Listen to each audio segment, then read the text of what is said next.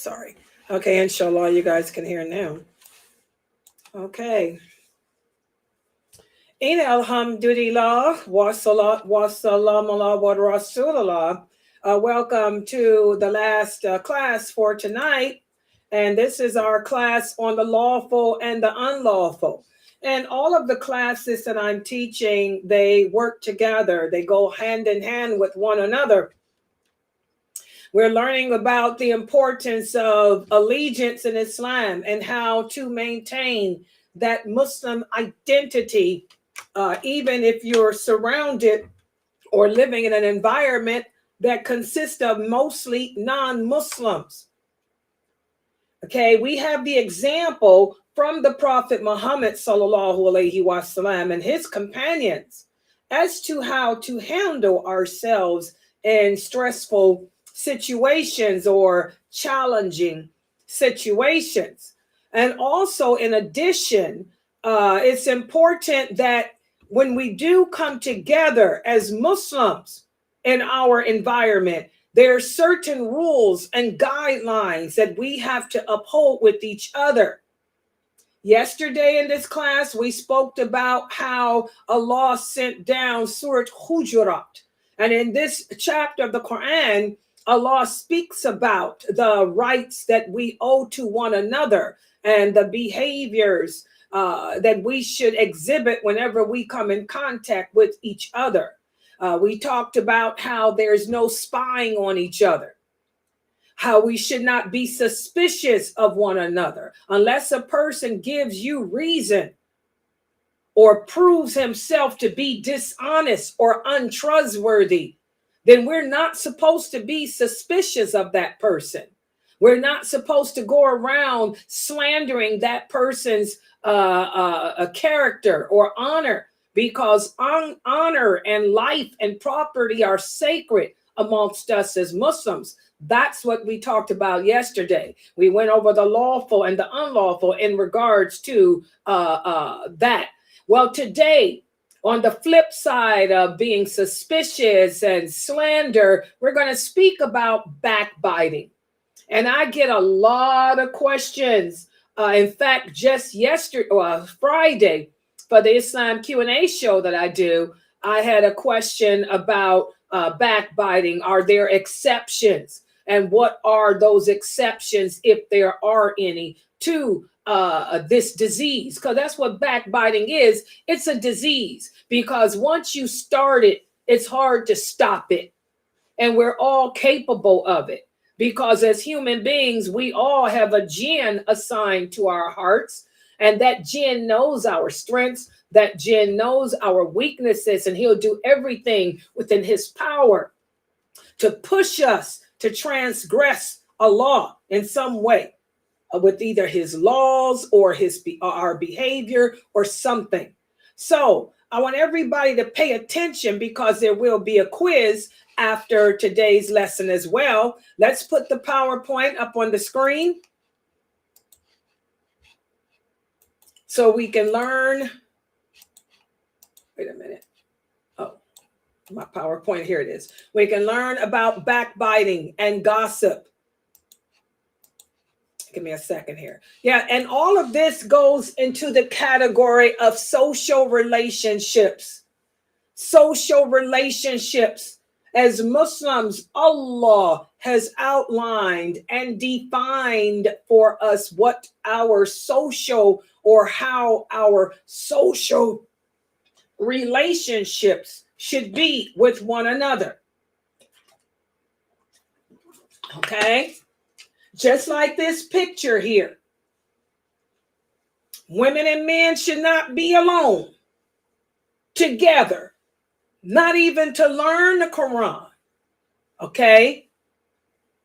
The woman should be behind a screen, a curtain, a door, or something.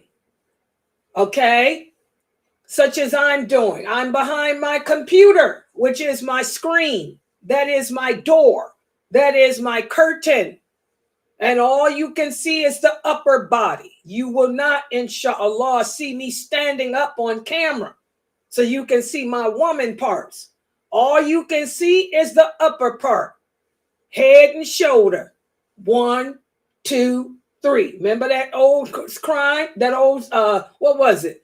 Head and shoulders, baby. 1, 2, 3. That's it. It ain't no shoulders, hips. Nope, we don't do the shoulders, hips. And we don't do the hip and knee. It's just head and shoulders on this camera. That keeps away the fitna. We're not together. You don't see me. I don't see you. And if you can't handle the head and shoulder, then you do what Allah said. Lower your gaze and just listen to the sound. Or keep your gaze open like this brother is doing and look at the computer screen, because I'm going to be using PowerPoint. Okay? So we're going to speak about how Allah has added another thing. Not just that he tell us to not be suspicious of one another, but in that same verse, he also speaks about backbiting. Backbiting. And this is the 6th evil prohibition in the verses that we cited yesterday. It's called riba in Arabic. Riba. That's a ghain. And that's hard for us to pronounce. Riba. Riba. Riba.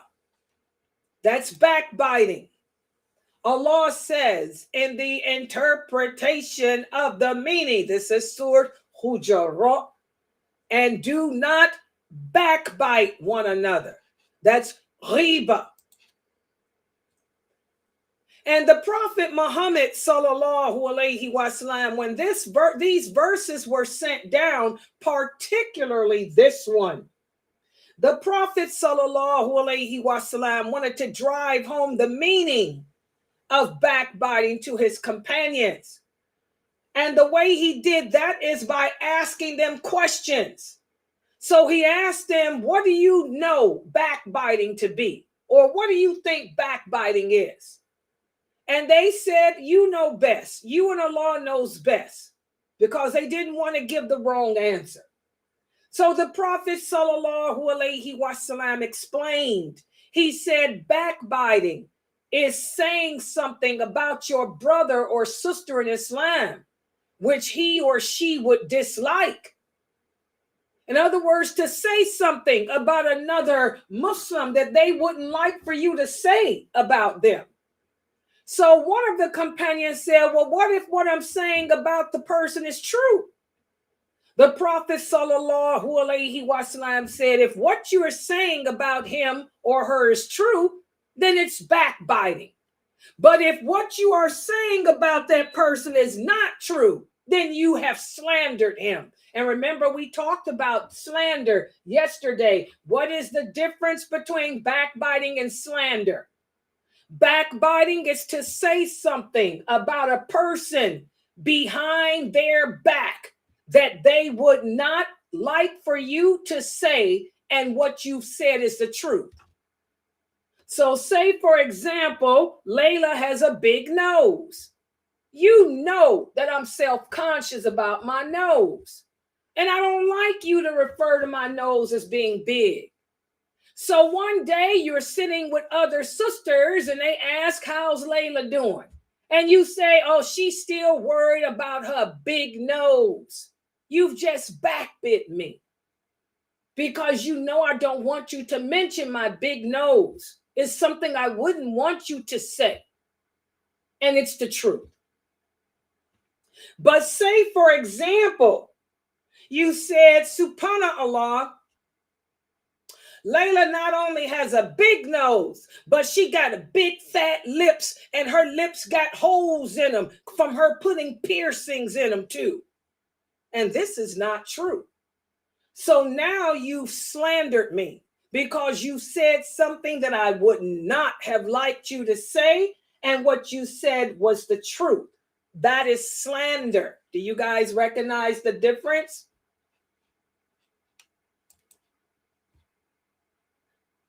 And this often happens with us as human beings. Because remember, Allah tells us in the Quran that we're criminal by nature. What does that mean? That means that as humans, we are attracted to the things that are bad for us. We are attracted to the things that are dirty. And if a person dislikes someone, we're going to look for faults in how that person looks. We're going to look for faults in their behavior, their family. Say, for example, especially with women, we women suffer with jealousy. Say you're jealous of Layla. You're jealous because Layla is 100 years old, but she looks better than you. So what you're going to do? It's just how we are. We're going to try to, I don't like, she ain't really pretty. Look at her nose. Look at her mouth. Oh, she too light. That's just how we do. We want to try to bring a person down, demean a person to make them worse than what they are out of our jealousy or our own insecurities even. This is just the nature of the human being. This is one of the jihad and nafs that we have to constantly engage in. And even the Prophet's companions had a problem with that, especially Aisha, radiallahu anha. We cover her story all the time here. And she's one of my role models. Aisha is the perfect role model for us because we watched her by reading her story, learning about her. We see her grow from a child to an adult woman. We see her go through her child insecurities, her jealousy, and then she develops into this strong, magnetic, secure, confident woman. And many of us go through that same type of growth. Well, Aisha, radiallahu anha, used to suffer with jealousy really bad because she married the Prophet when she was 6. She moved in and started fulfilling her obligations as a wife when she was 9. And he married other wives after her, beautiful women too. Okay, so she was very insecure and very jealous. And one wife in particular that she was really jealous of was Safiya, radiallahu anha, because Safiya was the only wife that the Prophet married that was not Arabic. She was Hebrew. She was of Hebrew background. Okay, she converted to Islam before she married the Prophet, sallallahu alaihi wasallam. And when the Prophet brought her to brought her back to Medina, and she waited in her for her home to be built, Aisha stole a look at her, and she was, oh my God, jealous. She said Safiya was so beautiful. She was extremely beautiful. So of course, rather than admit how beautiful this woman was, what did Aisha do? She started to find fault with her. She started to put her down because she was a Jew. And then she made fun of her because of her height. So we have the hadith where Aisha tells us that she said to the Prophet, sallallahu alaihi wasallam, I saw your wife. I saw your new wife, Safiya. And can't you see that she is such and such? She was talking about how short she was. And the Prophet sallallahu alaihi wasallam said, "Oh Aisha, you have spoken words that if they were mixed with the water in the ocean, they would turn the water black." He said, "You have backbit your sister. You said about her something that she would not have liked for you to say." So it's just normal. And of course, he corrected her on that. He knew it was her jealousy that drove her to that. That's how we women roll. We see a woman more intelligent than us. We meet a woman more beautiful than us. We meet a woman that's of a higher status than us. We're going to try to demean her, especially to a husband that we think is interested in her. Okay? So that's backbiting, to say something about a person in their absence that person would not like for you to say. And it's so easy for us to fall into that game mode. And that's why the Prophet Sallallahu Alaihi Wasallam said the majority of the people in hell will be there because of failure to control their tongue. Because the human nature is criminal. We suffer with insecurity, jealousy, bad anger issues, and all of that. Okay? So backbiting is a bad characteristic. And people who engage in it are people who are not achievers, or they view themselves to be less than the one they're talking about. And I want the children here, the young kids at my website, the girls on my website, to ponder that. Don't be concerned that the people are talking about you. It's when they stop talking about you that you need to worry. As long as the people are talking about you behind your back, that means that you must be better than them. You must intimidate them. They must wish to be like you. That's the only reason why they're talking about you so badly. They want you to tear you down to their level so they can feel better than you. So long as they talk about you, that's a good sign that you must be doing something right. It's when they stop talking about you, when you don't hear nobody saying anything bad, that's when you need to question yourself. That's when you need to do some self-evaluation and see, have you assimilated? In other words, have you become like them? Did you lose that distinctiveness that put you over them? Okay? Because people who backbite are people who are insecure and who are not achievers. And they use backbiting as a tool of destruction. So don't be intimidated by it. Sticks and stones may break my bones, but words will never harm me. Remember that saying. However, guys, there's something that we, and oh, wait a minute, before I talk about that, also to show how bad backbiting is, listen to what Allah says about it in the interpretation, the meaning. Do not backbite one another. Would any of you want to eat the flesh of his dead brother? You would hate it. That's the punishment. Remember, we talked about how there are some sins that are so bad that Allah has detailed to us the punishment. And this is one of them. He says that for those of us who backbite others in this world, you will be put into the hellfire and you will eat the dead flesh that comes off the skin of the people in hell. Would you want to eat that? You would hate it. So the next time you're tempted to say something about a person that person would not like, think about the punishment. Remember, consequences. The consequences for everything that we do. Okay?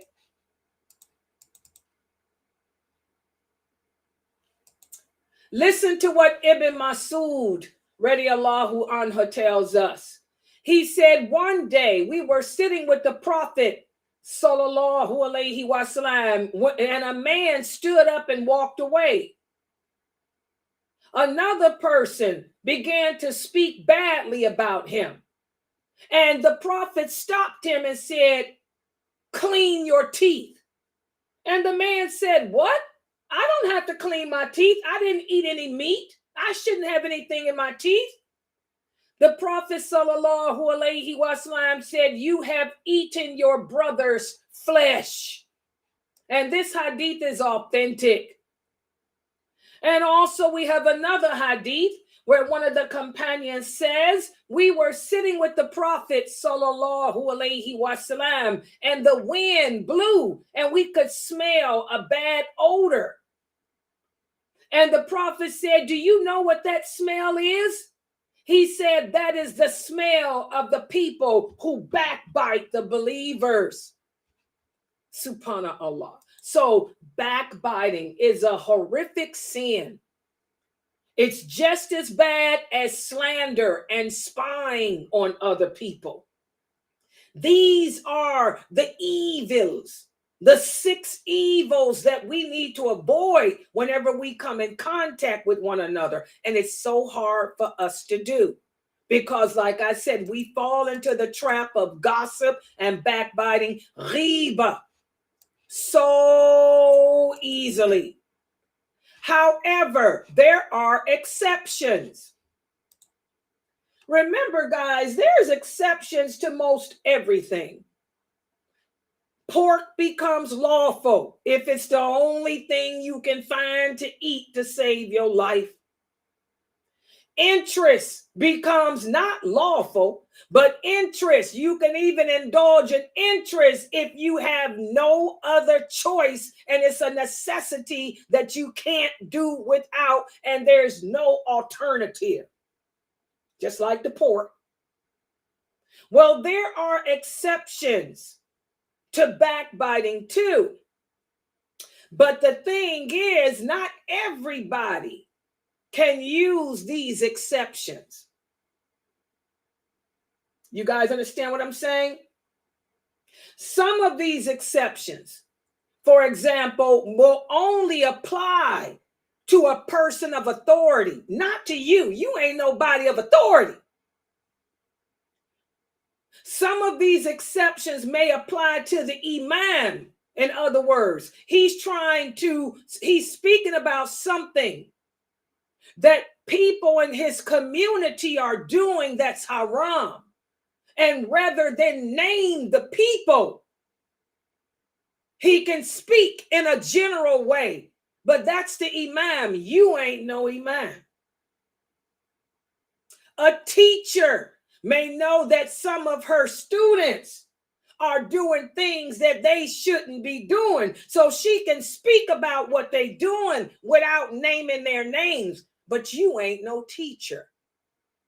So I want you guys to understand there's exceptions, but not everybody falls in the category of being able to use these exceptions. But let's take a look-see at what they are. Let me put the PowerPoint back up. Wait a minute. What's going on with my paper? There it is.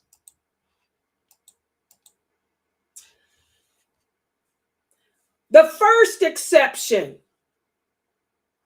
is the instance of a person who has been wronged by others, and he or she complains about what that person did to them. While he must speak about what others dislike, he has a right to do that to get his justice. Say, for example, your husband abuses you. He beats you up. He beats you in your face. He'll come home from work angry because his day was bad. So you need to get out of this marriage. So you call the imam and make an appointment with him. And you tell the imam, Brother Abdul beats me up. Or say, for example, your husband has anal relations with you. This is a big problem. A lot of my sisters here in these polygamy groups, they complain to me about this anal stuff that their husbands want to force upon them. And like I tell them, unless he putting a gun to your head and half killing you, choking you, strangling you, he ain't forcing you to do nothing. You're doing it because you want to. But let's just say that you married and you got a problem. Your husband wants to do that backdoor dirty action. So you go and complain about it to a person that can help, your imam or a judge or something. This is permissible. Or say, for example, you're a person like me. You own a website. You're trying to teach Islam. and a person keeps coming in here all the time cussing. So you have to ban them. But then they come back cursing and disrupting the class. You keep banning them. So you can speak out then. I can speak out and say, everybody beware of this person named Zayak, because Zayak is a troublemaker. Zayak he will come into your website and he will curse and he will disrupt the class. So that's an exception to backbiting. And I remember back in the 80s and 90s, when I first made this website in the early 2000s, I had a lot of Tom Joes coming in here. I was known as the ban queen. I had over 2,500 IPs banned from my server. And of course, these people slandered me. She bans people from seeking Islam. No, I don't. I ban people from coming in here trying to be a troublemaker, interrupting my class. And yes, I will name you. I'll tell everybody, look out for Zayak. Look out for Sarah or whoever it is. I'm just giving names, making them up. Okay? So that's an exception. That's not backbiting a person. When you're warning, you're speaking out. Rather, in this case, you're speaking out because a person has wronged you. Well, if I'm going to complain because you keep coming in my website stream, I'm going to speak out against the stuff you did to me. Listen to what Allah says in the interpretation of the meaning. Allah does not like the announcing of evil in public speech unless it's by a person who has been wronged. So there's the clear evidence. And I remember back in the 2000s, I had to tell the brothers, I got a right to name you. I ain't backbiting you. I'm speaking the truth. You a troublemaker. You keep coming in my website causing problems because you got a problem.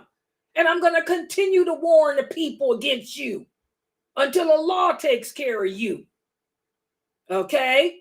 So this is one of the exceptions. If someone does an injustice, or say it's your husband. But now let me talk about that husband part.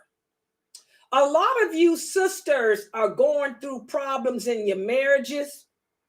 And instead of you calling someone who's in a position that can help you, you talking about it to your friend, your best friend. Girl, he came home and hit me in the head again. Girl, he came home and did this again. Now you're backbiting because the person that you're telling is not in a position that they can help you. You can complain against a person that has wronged you, but it has to be to someone of authority who can help you, not to your neighbor, not to your friends, just to get it off your chest. No, we don't get it off our chest. Does everybody understand that? So like I said, these exceptions come with conditions. But that's the first exception. Also, the second exception to backbiting. Let's say, for example, you're about to start a business. I want to open up a Starbucks. I want Amina Fresno to be my partner. But I want to know, is she a good businesswoman? I want to know if she's one of them women that'll take my money and give it to her husband. So I heard she had a business before, that she was in business with Jamila Pasha. She used to sell clothes with Pasha. So I'm going to go to Jamila Pasha and say, hey, Jamila, what's up? Can you tell me about Amina? How is she as a businesswoman? And Jamila say, girl, you don't want to do business with Fresno? Why not? Girl, she going to take that money and close out on you. Oh, really? So that's not backbiting. And by the way, I'm making all this up. I'm using names y'all familiar with so y'all can imagine it. So that's an exception to backbiting. If I want to investigate the character or the suitability of a person, and I approach someone who did business with them or who knows them, and then that's an exception. And by the way, that person is obligated to tell me the truth too. Or say, for example, someone comes to your husband saying that he wants to marry your daughter. You want to make sure that this man is a practicing Muslim. So you go to the mosque and say, you ask him, who are some of your friends? And he gives you the name of some of his friends. So you call them and you ask them, tell me about brother so-and-so. Does he pray? Does he follow the Sunnah? Is he an innovator? In that case, too, the person can be honest. That's not backbiting. And by the way, you're obligated to tell the truth about the person. You're obligated to tell the truth. If the person doesn't pray, just say, well, he's a good brother, but he's got some issues with that. And you ain't got to go into detail. He's a good brother, but he's got issues with that. Well, what about fasting? Does he fast Ramadan? He's a good brother, but he's got issues with that. That's all you got to say. You don't have to go into no details. Okay, so that's the second exception to backbiting. And what is that based on? Where's my dalil? Where we have the famous hadith of Fatima bint Qais. She wanted to get married. She had 2 marriage proposals. One from Muawiyah, who was the son of Abu Sufyan. And I forgot the other. I think the other one was Abu Dar. So she went to the Prophet sallallahu alaihi wasallam to ask him about him. And she asked, it was Abu Dar. She asked the Prophet, Abu Dar wants to marry me. And the Prophet, I believe it was him, the Prophet sallallahu alaihi wasallam said, no, he's not good to marry because he's poor. He ain't got no money. He can't take care of you. Heck, he can't even take care of himself. So how can he take care of you? And so, and then she said, well, I also got a proposal from Muawiyah. The Prophet sallallahu alaihi wasallam said, yeah, Muawiyah is wealthy. He can provide and maintain you, but he don't put his stick down. In other words, he beats his wives. Muawiyah had that problem. He used to hit his wives. Okay? So, see how the Prophet told the truth. Abu Dar's a good man, but he can't do nothing for you. He ain't got no money. Muawiyah got all the money in the world, but hey, he got a heavy hand. He got a problem with hitting his women. He go around hitting his women. So now neither one of them is good. So that's the dalil, that when it comes to seeking information, investigating a person's character or their business ethics, then that's the exception to backbiting. You can tell, in fact, you're obligated to tell what you know of this person. Not in detail, but just tell what needs to be said. The third exception is in regards to speaking about a person without his knowledge if a legal opinion or religious ruling is required. Okay? In that case, then you can say what you know about that person. In other words, this person claims to be a witness to something. Okay? You need to know, can you accept what he says? Or also referring to somebody with a nickname.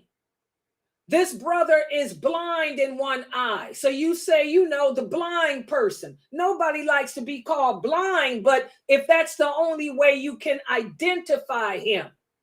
So you say the brother with the blind eye, or the sister that can't walk, the sister that ain't got no teeth.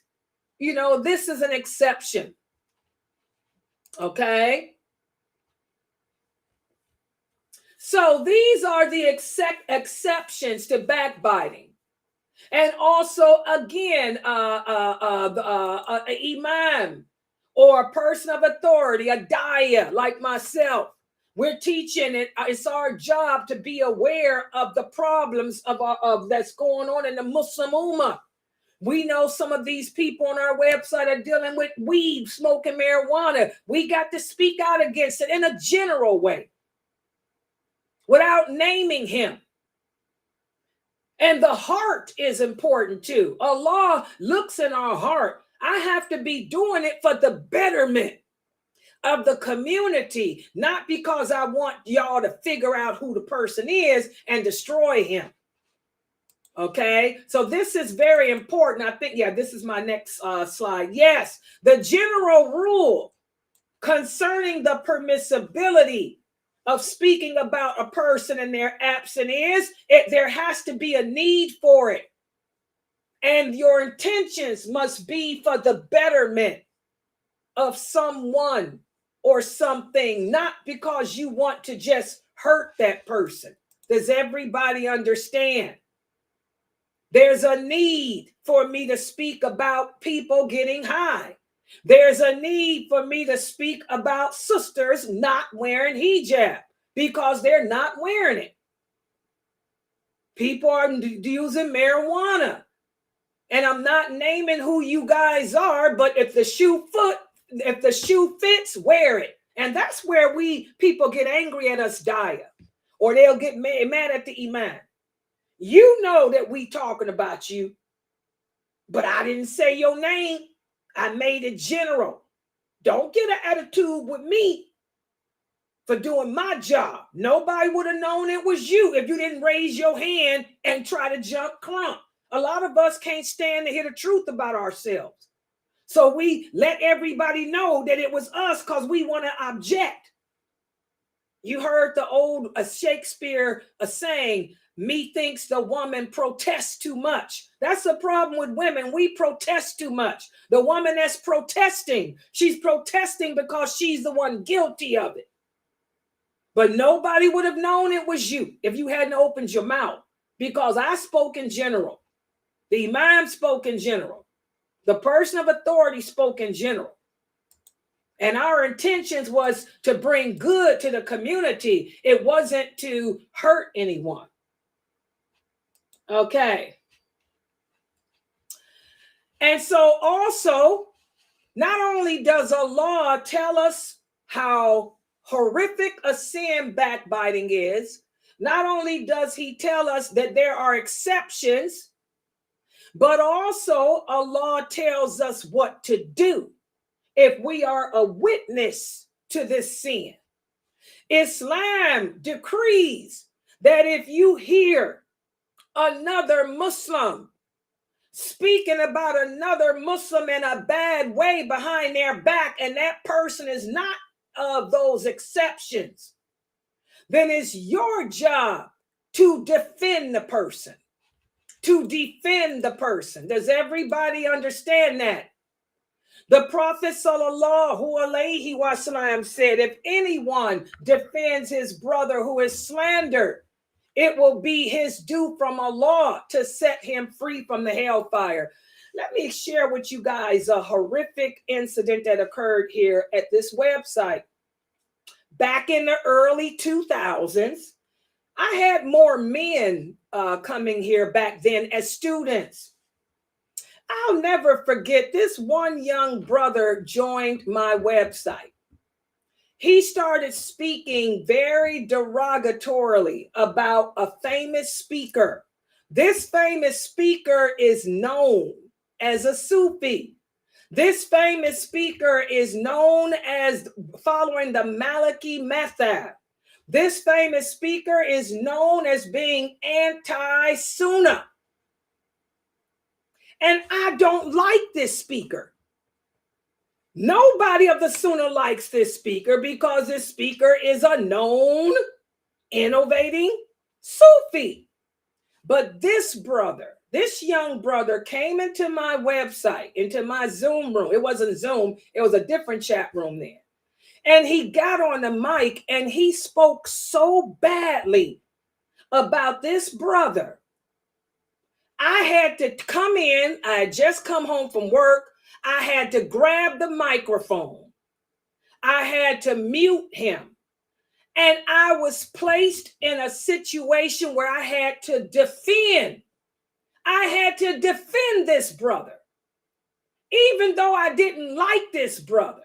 But it was not this other person's place to come in here, pretend to be a scholar, pretend to be a teacher, and start speaking in a really bad way about this person. He wasn't addressing his Sufism. He wasn't addressing his innovations. He was addressing this person in a worse way. So I had to defend this other Muslim man's honor, and then I kicked the brother out the website, and I was so angry. I'll never forget that, because I don't like that brother, but I don't dislike him on a personal level. Remember, we're supposed to love and hate for the sake of Allah, not personally. If I'm going to speak against that brother, I'm going to speak against his innovations. I'm going to speak against him saying that we can talk to dead people. I am not going to sit here and talk about his wives, talk about his children, things like that. That's his property. That's his honor. Subhanallah. So that young man put me in a bad position where I had to defend this innovator, because the brother wasn't attacking his innovations. He was attacking him on a real personal level with his wives and children. We don't do that. So, it's our job as a Muslim, when somebody starts speaking badly about a person, you're supposed to defend him, even if it's a person that you don't like. And again, if anyone defends his brother's honor in this world, Allah will shield you from the hellfire. Also, if a person does not have the courage to speak out in defense of his brother against malicious tongues, then the least you can do is leave the company until they change the verse. And this is what I used to tell my students. I don't have those kind of people here no more. I used to tell my students, if I'm not here and somebody comes in and gets on that microphone, because we didn't have moderators back in those days. They didn't invent that yet. I said, if somebody come in here and gets on that microphone, y'all leave. Don't sit there and let them engage.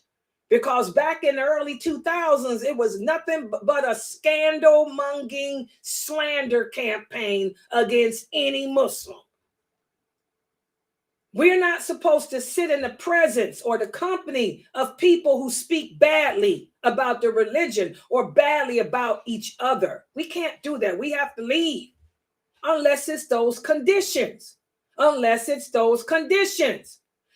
the imam is meeting with his board to discuss a person, or even a person like me, I'm meeting here in my website with my regular students to discuss a person, a problem that we need to deal with, that's an exception. But if it ain't no exception, we don't sit in the company of that. Again, as the law says, in the interpretation, the meaning, truly, you would then become like them. If you sat in their company, you bear the sin. You're just as guilty of the sin as they are.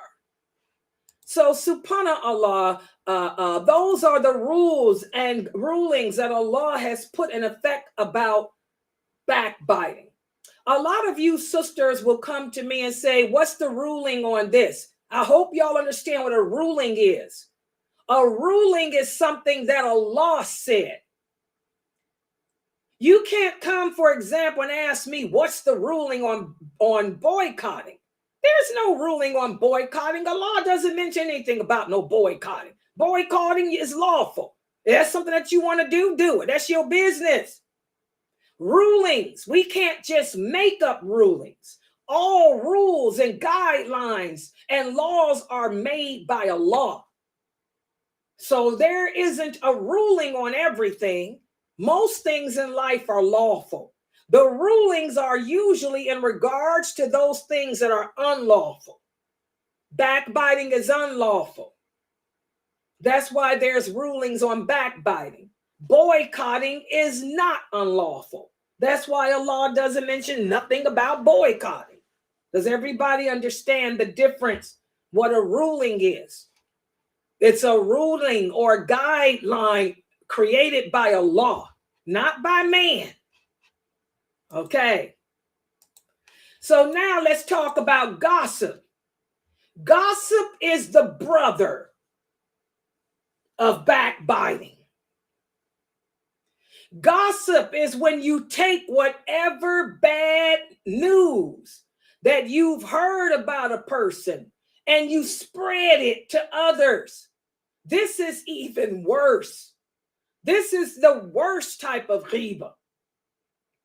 Because you can turn a whole community, a whole country against a person based on lies. The Prophet ﷺ said, the person who spreads gossip, which he overheard, will never enter paradise. This is what makes gossip the worst type of ghibah. Why? Because gossip is a sin of disbelief. Remember, I told you guys, I got a whole series I teach every year on the sins of disbelief. Just like arrogance is a sin of disbelief. Just like worship is a sin of disbelief. Just like suicide is a sin of disbelief. Gossip is a sin of disbelief too. And that's the dalil. That's your evidence. This hadith is Bukhari. The Prophet sallallahu alayhi wasallam said the person who spreads gossip will never enter paradise. Never. Y'all see that? You better verify it. Allah tells us before you go spreading information, you better verify it. That's what they did to Aisha, radiallahu anha. They gossiped against her. Also, the Prophet sallallahu alaihi wasallam said the evilest amongst Allah's slaves are those who go around spreading gossip, dividing people who love each other apart, and desiring to defame people who are innocent. That's what they did to the Prophet's wife, Aisha, radiallahu anha. So that's the dalil of all ghibah, of slander and backbiting. The worst is gossip. And the person who dies upon that sin, if you die upon the sin of gossip, you die a kafir. You will never enter paradise. And it makes sense because you've destroyed, you've helped spread stuff to destroy, to kill another Muslim, their reputation.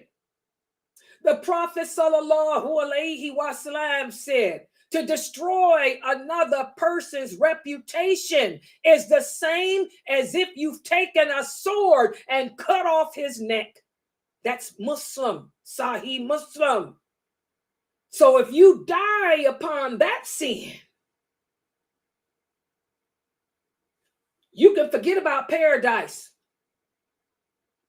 That's why as Muslims, we have to be careful of spreading information that we haven't verified. And we're living in the days of social media. A lot of you will post stuff on your Facebook page, on your Instagram page. You don't know if that information is true or not. You done spread some gossip about another Muslim that you don't even know. If you're lying, that's a sin of disbelief. And ignorance is no excuse. Does everybody understand that? So y'all better be careful what y'all post up about other people on your Facebook pages and social media pages.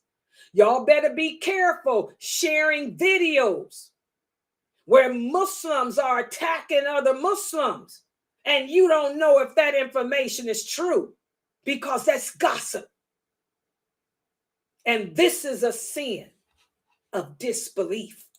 Subhanallah. So the prophet also said, he is not a liar who makes peace between two people. He is not a liar who tells them something that may not be true just to bring peace. That's the exception to lying. You know, say, for example, something happens and me and Amina Fresno fall out. We mad at each other. So you want me and Amina Fresno to be back friends. So you decide to cook dinner and you invite me over to your house. And I say, is Fresno going to be there? You say, no. Why would I invite Fresno? Ain't nobody but you and me, girl.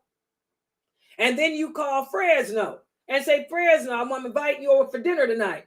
And she say, is Nashiba going to be there? And you say, no, girl, it's just you and me. Why would I invite Nashiba? So when I get there and Amina get there, we looking at each other. This was a good thing. You are excused from that. I look at Amina. She look at me. And then we hug each other. Girl, I missed you. Girl, I missed you too, Nashiba. You know, subhanallah. You know, that's the exception to lying if it's going to bring two Muslims together.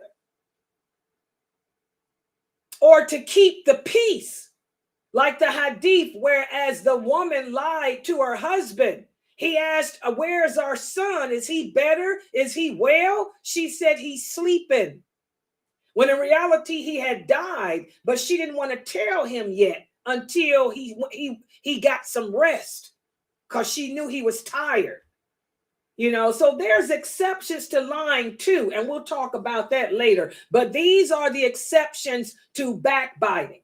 Okay, and gossip is no exception. Anytime you get information, Allah commands us in the Quran to verify it. Verify it before we share it, even knowledge. When you learn something about the religion, before you share it with your family, before you share it with another Muslim, verify it. That's why I use PowerPoint. So you can see the hadiths, that I'm not making them up, because a lot of people make up hadiths every day. Okay? So that's backbiting and that's gossip. We have a hadith, whereas a man, I like this hadith. A man came to Umar, radiyallahu anhu, and told him something about another person, which that person would not have liked. So Umar said, let's examine your case. Because if you're lying, you are one of the people who Allah was speaking about when he said, if a wicked person brings you information, investigate it. And if you're telling the truth, then you're the person that Allah was speaking about when he said a slanderer going among the people, causing fitna. And when Umar said this, the man then said, forgive me, O leader of the believers. I'll never do it again. So the way Umar handled that situation, that's how we're supposed to handle it. When somebody comes to you with bad news, saying anything bad about another Muslim, you're supposed to verify it. If another person comes to you with information about a new way to pray or a new anything, you verify it. Where's the dalil? Before you share it with anybody. Is this clear? Remember, those companions, they taught us how to handle ourselves in all situations. We just have to learn from their teachings and then apply it to our interactions with each other. So now let's see how well you guys understood this. I'm going to give you a quiz. Everybody get ready. Just a couple of questions. Question number 1. Who can tell me the difference between backbiting and slander? Who can give me the difference between backbiting and slander? What's the difference between them? Go ahead. Slander is to say about someone that is a lie, and backbiting is to say about a person that they would not like behind their back. You guys agree? Mashallah. Good job, Mina. Exactly. To backbite is to say something about a person in their absence that they would not like you to say. Whereas slander is to say something about a person in their absence that they would not like you to say, and it's a lie. And which is the worst between the two? What's worse, backbiting or slander? Backbiting. Slander. Okay. You're lying. Yeah, exactly. Slander is worse, Mina, because slander includes lying. Backbiting is the truth. Slander is the lie. They're both bad, but slander is worse. Good job. Next question. What are the conditions in which backbiting is permissible? Who can remember the conditions in which backbiting is permissible?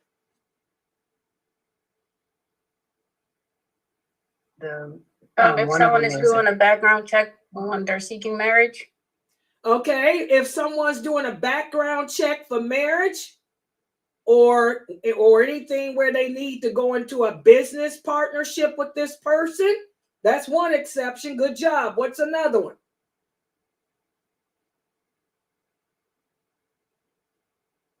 If someone is trying to bring peace between two people.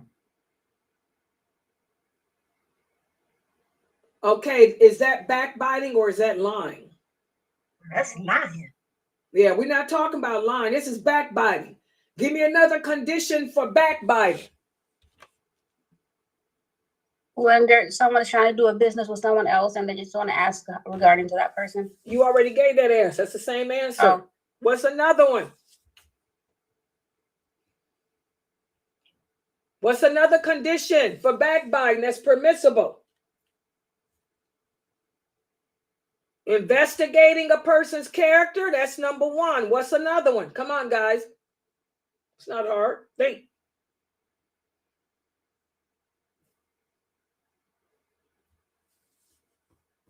What do you women do all the time? When you're trying to warn against someone, you're trying to, you don't say their name, but you're trying to stop them from. You speak in general. Person Good job. don't wear a hijab. Yeah. Okay, to warn. Person don't wear a hijab. Exactly. Yeah. To warn against someone. If you're going to talk, in that case, you can mention their name. If you're warning against someone, this person is a known murderer. This person's a rapist. This person is a troublemaker on the internet. This person will take your internet out. I can say your name and everything then because I'm warning the people against you. Good job. What's the third condition?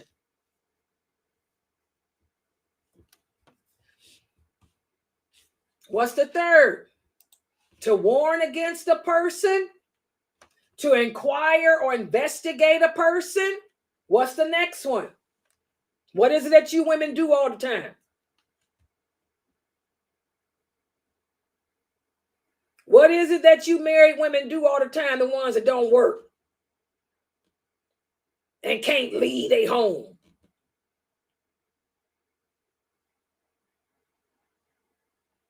Come on, guys. What's the other exception? Let me look on Facebook and YouTube. Wait a minute, I'm sorry. Hold on. To talk about your situation to a person that's in the position to help. Exactly. If you want to complain about your situation to someone who can help you. Yes, for example, your husband is beating you in the head. So you're going to call the imam and say, Imam, I got to get out of this, man. This brother likes to beat me in the head. You know, to complain, but it has to be to a person of a position who's of authority that can help you. And what's the last condition? The last acceptance. The last exceptions to backbiting.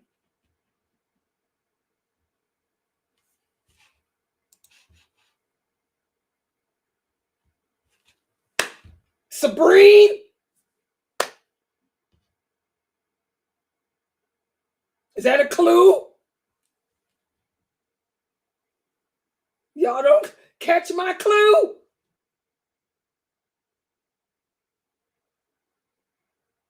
Writing poetry? Writing poetry? No. Well, that could be. Yeah. What about it? What about the writing poetry? Yeah, that's it. What about it? You can't think of a person's name. So you refer to the person by something that everybody knows her or him as. Everybody knows that Sabrine is the one who just had a stroke. So if you come and say, well, how's that sister doing? What sister? You know, the one that had the stroke. How's that sister doing? You know, the one that writes poems. How's that sister doing? You know, the one that stays by herself. You know, you're not doing it in a malicious way, but this is to identify someone that we all know that person as. Everybody understands now? That's the last exception. The blind man, you know, that brother, the one that walks with a limp. You know that sister, the one that got the big butt. Unfortunately, it's a bunch of them out there now. You know, the sister that had that butt surgery. That's an exception. Everybody got it? Okay, any questions? So, mashallah, this weekend we covered a lot about social relations, the lawful and the unlawful. We talked about how we're supposed to get along together. If we put these laws and rulings in effect, we'd have a more harmonious relationship with each other. You know, we'd be able to hang out together and get along. No backbiting, no slander, no gossip, no spying, no making fun of each other. And we get along. All right. Okay, I want to thank everybody for joining and participating. Tomorrow is Monday. Don't forget, and I'm going to be up tonight. That's the second time. Girlfriends, no. You know what would be embarrassing if I snatched my hijab off? Every time I say, Girl, you better not do it because I'm a laugh.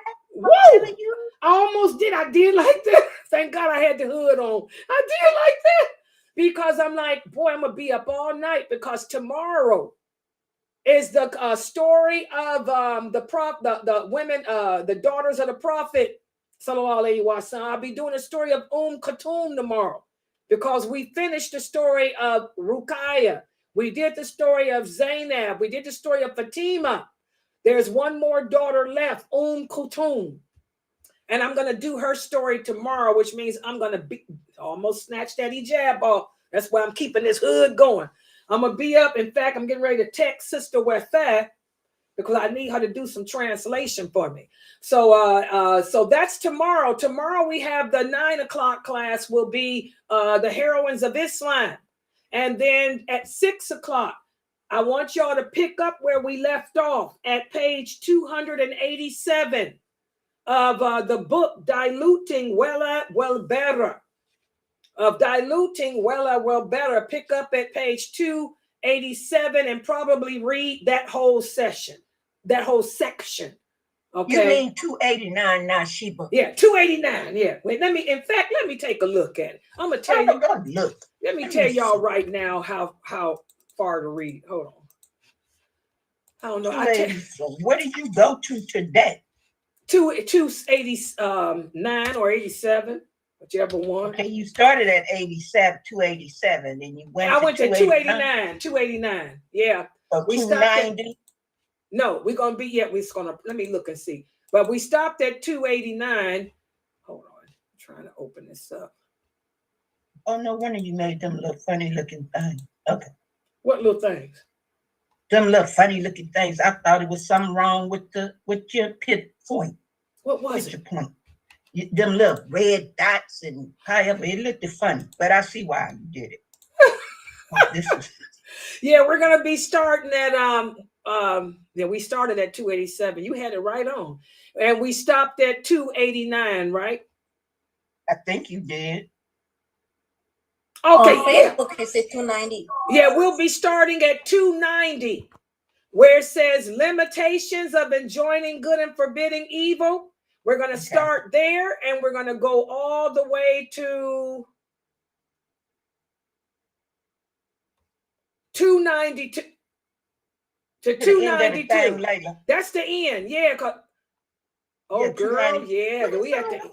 Yeah. We at the end. I hope y'all get that book. No, we ain't. We got 8 chapters. We're going to be on chapter 5 when you come back after you do this. There's a bunch more to go. Okay, so we're going to go up to 292 tomorrow. We're going to stop at 292. So it'll be 290 to 292.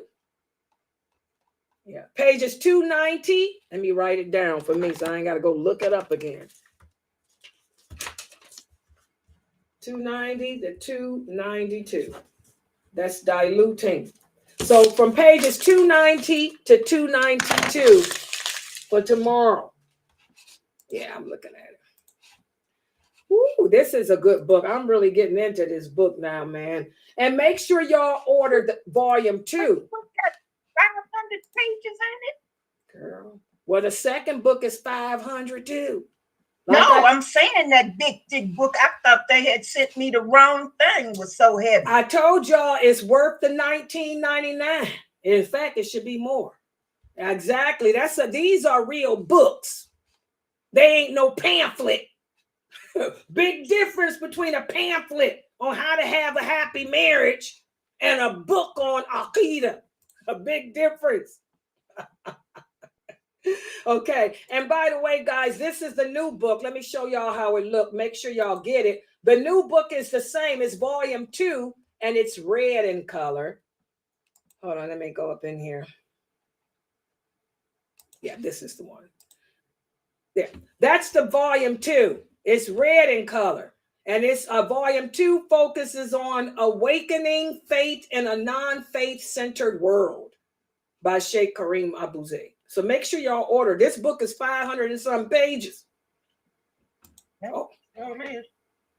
and I'm telling y'all, you can't teach yourself this book either. It ain't no book that you can read on your own and think you're going to understand anything. You got to have it explained to you by a person of knowledge who understands that Aqidah. What is this Christmas crap? Girl, look what they done put on my stuff.